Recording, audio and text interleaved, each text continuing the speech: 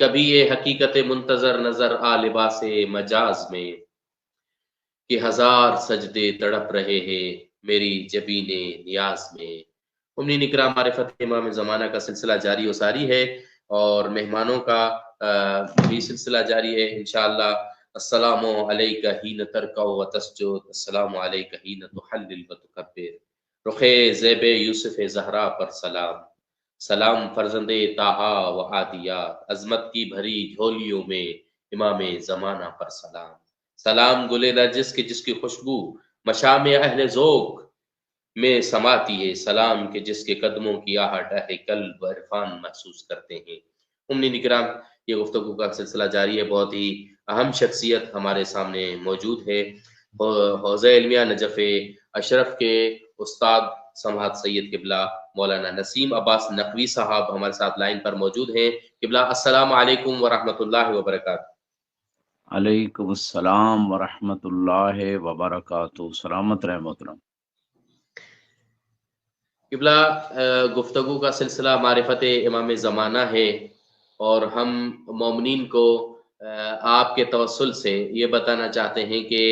غیبت امام زمانہ یا معرفت امام زمانہ علیہ الصلوۃ والسلام کا کچھ دنیا اور آخرت میں بھی فوائد ہیں یا نہیں ہیں، اس حوالے سے آپ مومنین کو آگاہ کیجئے، فجزاکم اللہ خیر الجزا۔ اعوذ باللہ من الشیطان الرجیم، بسم اللہ الرحمن الرحیم، الحمد للہ رب العالمین، والصلاة والسلام علی سید الانبیاء والمرسلین وعلی آلہ الطیبین الطاہرین، واللعنۃ الدائمہ علی اعدائہم اجمعین، اما بعد، فقد قال اللہ سبحانہ وتعالی فی کتابہ المجید، بسم اللہ الرحمن الرحیم، یوم ندعو کل اناس بامامہم، صدق اللہ العلی العظیم۔ اللہ سبحانہ وتعالی نے قرآن میں ارشاد فرمایا ہے کہ ہم روز قیامت ہر شخص کو اس کے امام کے ساتھ بلائیں گے۔ معرفت امام زمانہ علیہ السلام کے عنوان سے یہ عظیم کانفرنس کئی سالوں سے جاری ہے۔ پروردگار بانیان کی کوشش کو اپنی بارگاہ میں قبول فرمائے، اور اللہ سبحانہ وتعالی نے یقیناً معرفت امام زمانہ کو، جو خود قرآن کی بہت ساری آیات میں جو امام زمانہ علیہ السلام سے متعلق ہیں، بہت ساری آیات اس پہ کتابیں لکھی گئیں، اور بہت ساری روایات جو معرفت امام زمانہ کی طرف ہمیں بلاتی ہیں۔ اسی آیت کے ضمن میں جس کی تلاوت کی رسول خدا صلی اللہ علیہ وآلہ وسلم سے جب آپ نے یہ آیت خدا کی طرف سے پہنچائی تو مسلمانوں نے سوال کیا، جیسے کہ جابر نے امام باقر علیہ السلام سے یہ روایت کی ہے، اور تفسیر برہان میں بھی یہ روایت موجود ہے، بحار الانوار تفسیر العیاشی میں بھی موجود ہے، کہ جب مسلمانوں نے سوال کیا، یا رسول اللہ الستا امام المسلمین اجمعین، کیا آپ سارے مسلمانوں کے امام نہیں ہیں؟ یعنی خود یہ صحابہ کا سوال کرنا رسول خدا سے یہ بتا رہا تھا کہ آیت کچھ اور بتا رہی ہے، کہ ہم ہر زمانے کے امام کے ساتھ اس شخص کو اٹھائیں گے، تمام لوگوں کو اس کے امام کے ساتھ اٹھائیں گے، چونکہ لوگوں کے ذہن میں یہی تھا کہ رسول اللہ جو ہیں یہ اللہ کی طرف سے نبی آئے ہیں، رسول بن کے آئے ہیں، لہٰذا یہ جو آیت کہہ رہی ہے کہ ہر زمانے کے اور ہر شخص کو اس کے امام کے ساتھ اٹھایا جائے گا، تو اس کا مطلب ہے کوئی اور ہیں کوئی امام ان رسول خدا کے علاوہ؟ تو سوال بتا رہا ہے کہ ان کے ذہنوں میں یہ سوال بن رہا تھا۔ تو اللہ کے رسول نے فرمایا، انا رسول اللہ علی الناس اجمعین، کہ میں لوگوں پر، تمام لوگوں پر اللہ کی طرف سے رسول ہوں، مجھے رسول بنا کے بھیجا گیا ہے۔ ولیکن سیکون ائمہ من بعدی من اللہ من اہل بیتی، کہ ان قریب میرے بعد میرے اہل بیت سے اللہ کی طرف سے امام ہوں گے۔ اب اللہ کے رسول نے اس آیت کی تفسیر میں بتا دیا کہ میرے بعد میری اہل بیت سے اللہ کی طرف سے امام ہوں گے، فَيُظْلَمُونَ وَيُكَذَّبُونَ، ان ائمہ پہ ظلم بھی کیا جائے گا اور ان ائمہ کو جھٹلایا بھی جائے گا۔ اور پھر فرمایا وَمَن تَوَلَّاهُمْ فَهُوَ مَعِي وَمِنِّي वसयलकान यौमल क़यामा, कि जो शख्स भी इन आइम्मा को मौला मान लेगा, इमाम मान लेगा, उनके हुक्म के मुताबिक चलेगा, तो पहला फायदा ये उसे होगा कि वो मिन्नी यानी मेरी उम्मत से उसे करार दिया जाएगा, मेरी उम्मत से हो जाएगा। वमाई, और मेरा सहाबी बन जाएगा। रोज क़यामत की बात हो रही है, दुनिया में भी वो सोहबत नसीब हो जाएगी कुरान की आयत की रोशनी में। वल्लज़ीना माअहू अशिद्दाउ अलल कुफ़्फ़ार रुहमाउ बैनहुम, कि जो रसूल के सहाबी हैं, जो रसूल के साथी हैं, वो काफरों पे शदीद हैं और आपस में रहम दिल हैं। जिनके अंदर ये दो क्वालिटीज हैं वो दुनिया में भी सहाबी हैं, हर जमाने में रसूल इस्लाम के साथी करार दिए जा सकते हैं इस आयत की रोशनी में। और सबसे बड़ी सोहबत जन्नत की सोहबत है, जो दायमी जिंदगी है, हमेशा की नेमतों वाली जिंदगी। तो उसमें रसूल इस्लाम का सहाबी हमेशा के लिए बनने के लिए वो अहले बैत को इमाम माने और उनके हुक्म को माने। रसूल खुदा फरमा रहे हैं और मेरी उम्मत से हो जाएगा और रोजे क़यामत मुझसे मुलाकात करेगा। ये अल्लाह के रसूल इस हदीस में इरशाद फरमा रहे हैं। और फिर फरमाते हैं वमन ज़लमहुम औ आन अला ज़ुल्मिहिम, कि जो मेरी अहले बैत पे जुल्म करेगा या जुल्म करने में ताउन करेगा, व युकज़्ज़िबहुम, और उनको झुटलाएगा, फला यकूनु मिन्नी वला माई व अना बरीउन मिनहुम, कि जो शख्स भी ऐसा होगा ना वो मेरी उम्मत से होगा जो अहले बैत पे जुल्म करेगा, जो जुल्म करने में ताउन करेगा, और ना वो मेरा साथी होगा जन्नत में, और मैं उनसे बरी हूं, मैं उनसे बरात का इजहार करता हूं। लिहाजा अल्लाह के रसूल ने इस हदीस में जो उस आयत के ज़िमन में वारिद हुई है, उस आयत की तफसीर में वारिद हुई है, रसूल खुदा ने ये फवाइद बता दिए कि जो भी 12 आइम्मा को इमाम मानेगा, आखिरत में भी उसके लिए कामयाबी है, रसूल की सोहबत भी नसीब होगी, रसूल की उम्मत से वो करार पाएगा और जहन्नम की आग से बच के रसूल वाली जन्नत में होगा। ये सबसे बड़ी बात है। फरमाते हैं मेरे साथ होगा, यानी जो अफसल तरीन जन्नत है, जो आला तरीन जन्नत है, उसमें वो शख्स वहां रसूल खुदा की खिदमत में होगा। तो ये सारे फवायद हैं मार्फत इमाम ज़माना के एतबार से, दुनिया में भी और आखिरत में भी। एक और हदीस में जो काफी की जिल्द नंबर 1 में मौजूद है, उस रिवायत में इमाम सादिक अलैहिस्सलाम से फुजैल बिन यसार ने सवाल किया इसी आयत के ज़िमन में, यौम नदउ कुल्ला उनासिन बिइमामिहिम, कि मौला ये जो अल्लाह इरशाद फरमा रहा है कुरान में कि हम रोजे क़यामत हर शख्स को उसके इमाम के साथ उठाएंगे, तो यहाँ आप क्या मुराद लेते हैं, इस आयत से क्या मुराद है? तो आपने फुजैल जैसे आपने सहाबी से इरशाद फरमाया, या फुजैल एरफ इमामक, ए फुजैल आपने इमाम की मार्फत हासिल कीजिए। फ़इज़ा अरफ्ता इमामक, अगर तूने अपने इमाम को पहचान लिया, लम यज़ुरुका तक़द्दम हाज़ल अम्र औ तअख़्ख़रा, ये इमाम ज़माना का क़याम और ज़हूर चाहे मुतअख़्ख़िर हो जाए या जल्दी हो जाए, आपको नुकसान नहीं होगा। क्यों? क्योंकि आप अपने वक्त के इमाम को पहचानते हैं, उनकी मार्फत हासिल रखते हैं और मार्फत अपने दिल में भी रखते हैं और उस मार्फत के मुताबिक चलते हैं। फिर इमाम ने फरमाया मन आरफा इमामहू, जिस बंदे ने भी अपने इमाम की मार्फत हासिल कर ली, फ़कअन्नहू फी अस्करही, तो ऐसा शख्स ऐसे होगा कि गोया वो इमाम की फौज के अंदर मौजूद है, इतना उसे अजर सवाब मिलेगा। बल्कि इस मकाम पे आगे मजीद फरमाया बालक होवा ताहता लिवाही, ऐसे शख्स को ऐसे ही अजर मिलेगा अगर वो दुनिया से चला जाता है और अपने वक्त के इमाम की नुसरत उनके ज़हूर के बाद नहीं कर सकता, तो इमाम फरमाते हैं माता, वलाकिन शर्त यह है कि इमाम को जो मार्फत, इमाम की मार्फत रखते हुए दुनिया से जाए, तो उस शख्स को फिर परवाह नहीं होनी चाहिए, फिर उसको वैसे ही अजर मिलेगा कि जैसे इमाम की फौज में इमाम की नुसरत में खड़ा है, इमाम के अलम के नीचे वो मौजूद है। और बाज़ रिवायात में अगर दुनिया से इंसान चला जाता है तो कब्र में आके फरिश्ते जो इंतजार करके गया, इमाम का मार्फत के साथ गया है, तात करके गया इमाम की जैसे होनी चाहिए थी तात, तो ऐसे शख्स को फरिश्ते जाके कब्र में आवाज देंगे कि ए फुलां इब्न फुलां, इमाम वक्त का ज़हूर हो गया है, लिहाजा अगर तू नुसरत करना चाहता है तो आ सकता है, और अगर जन्नत में इसी तरह जिंदगी गुजारना चाहता है तो गुजार ले। तो इस रिवायत से भी नतीजा ये निकला कि मार्फत इमाम का फायदा ये है کہ ایک تو انسان امام کا ناصر اور مددگار شمار ہوتا ہے، چاہے امام کا ظہور متأخر ہو یا جلدی ہو، اور دوسرا اس کا فائدہ یہ ہے کہ انسان کو اجر کے ساتھ ساتھ اس امام کا صحیح معنی میں ناصر و مددگار قرار دیا جاتا ہے۔ ایک اور روایت جو ہے جو اہل سنت مصادر میں بھی موجود ہے معنی کے اعتبار سے، اور شیعہ مصادر میں بھی اقبال الاعمال میں سید ابن طاؤس نے اس روایت کو ذکر کیا ہے، اور بڑی مشہور روایت ہے۔ اہل سنت کے بڑے معتبر مصادر صحیح مسلم میں اور اسی طرح بعض اور مصادر میں وہ روایت موجود ہے، تھوڑے سے الفاظ کی تبدیلی کے ساتھ، معنی وہی ہے، تواتر کی حد تک وہ معنی دے رہی ہے روایت۔ اور اس میں فرماتے من مات ولم یعرف امام زمانہ مات میتۃ الجاہلیہ،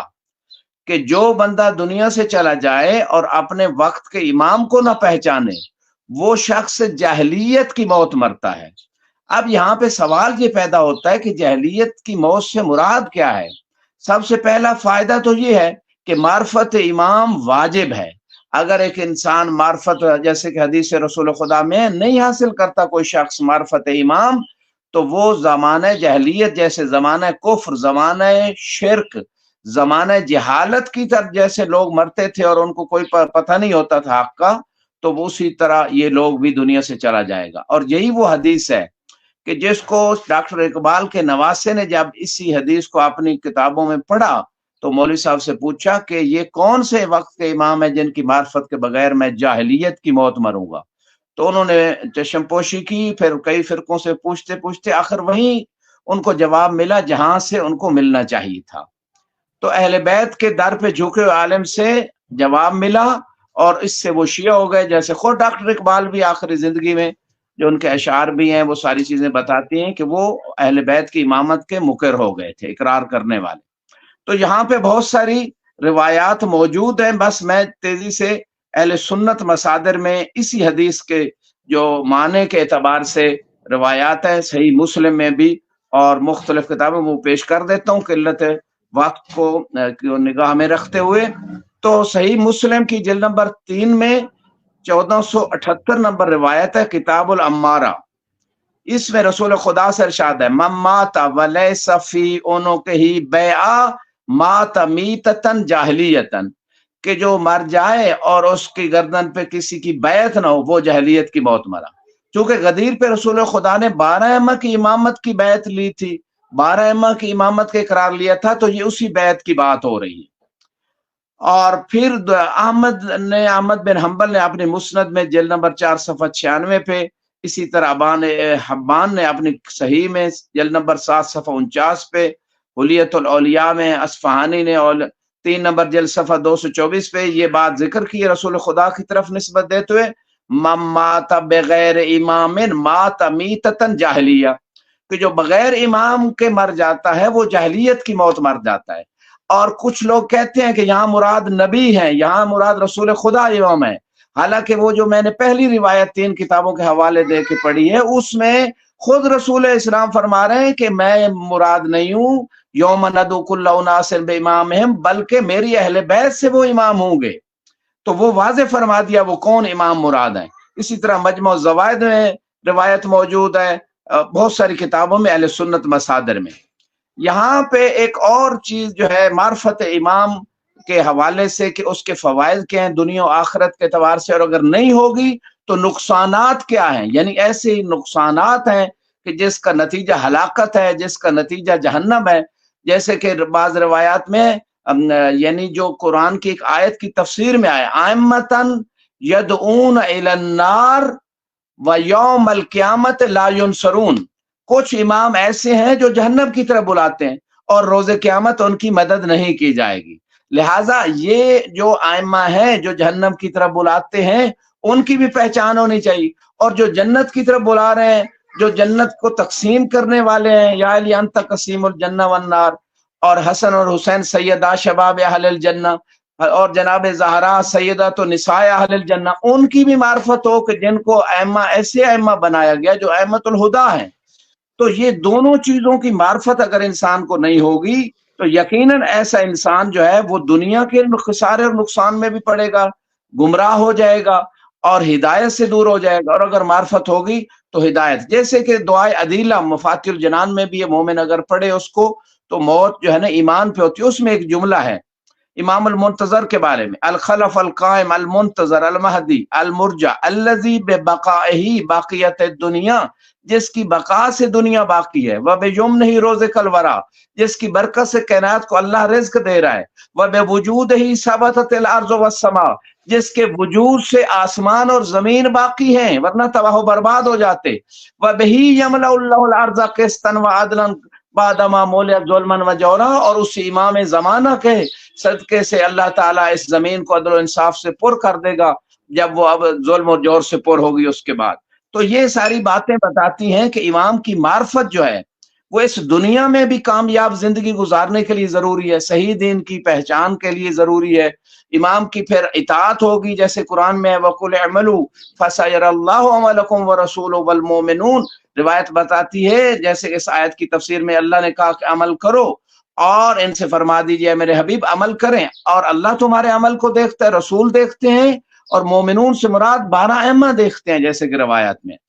تو یہاں پہ جب وہ عمل دیکھ رہے ہیں امام زمانہ تک ہمارے اعمال پہنچتے ہیں،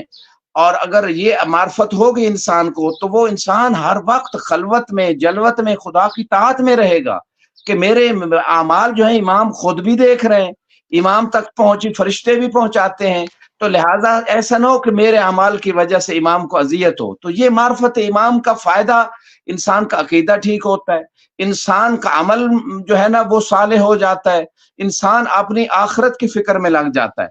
بس مختصر ختم کر رہا ہوں اپنی بات کو. اور اسی طرح ایک اور مقام پہ رسول خدا فرماتے ہیں افضل اعمال امتی انتظار الفرج، کہ میری امت کا سب سے افضل ترین عمل یہ ہے کہ امام زمانہ کے ظہور کا انتظار کرنا. اب انتظار فقط ہاتھ پہ ہاتھ رکھ کے بیٹھ جانا یہ انتظار نہیں ہے. سچا انتظار یہ ہے کہ امام کی صحیح معرفت ہو. کم سے کم معرفت یہ ہے کہ امام کس بات سے خوش ہوتے ہیں، کس بات سے ناراض ہوتے ہیں، اور امام کا حق ہے کہ ان کی مکمل میں اطاعت کروں اپنی 24 گھنٹے کی زندگی میں، ہر شعبے میں. حقوق العباد، حقوق اللہ، آنکھ سے، کان سے، زبان سے، دل کی سوچوں پہ بھی امام کی رضا کا پیرا ہونا چاہیے. یہ ہے سچا انتظار. اور لوگوں کو امام کی معرفت دلاؤں، یہ ہے امام کا انتظار، اور اس کا بہت زیادہ اجر و ثواب ہے.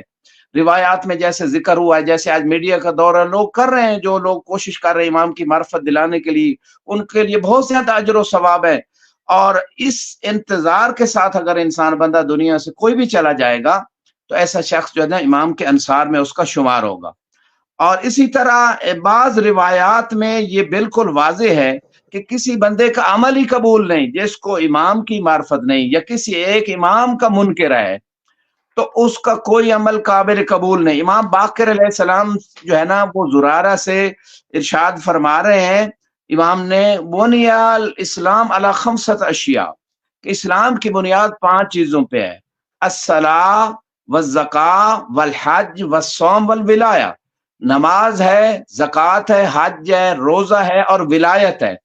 زرارہ نے سوال کیا مولا ان میں سب سے افضل کون سی چیز ہے؟ کہا الولایہ، ولایت، ہماری اہل بیت کی ولایت کا اقرار کرنا یہ سب سے افضل ہے. جب زرارہ نے یہ سوال کیا تو مولا نے اس میں ایک اور جملہ بھی اضافہ